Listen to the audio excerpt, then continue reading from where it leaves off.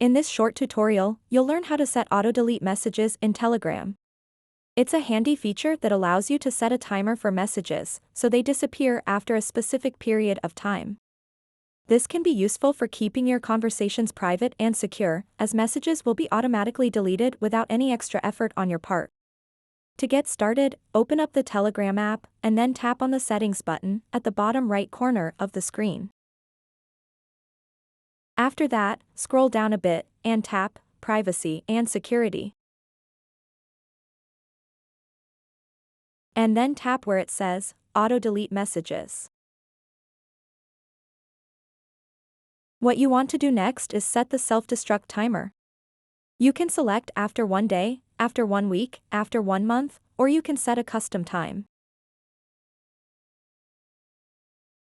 Tap Enable Auto Deletion. Once you've done that, all new messages and chats you start will be automatically deleted for everyone at some point after they are sent. You can also apply this for your existing chats. So that wraps up this tutorial. If you have any questions about this whole process, please let me know in the comments section below. And if this video helped you out, please give it a big thumbs up and subscribe to this channel for more tutorial videos like this one. Thank you so much for watching and have a good day.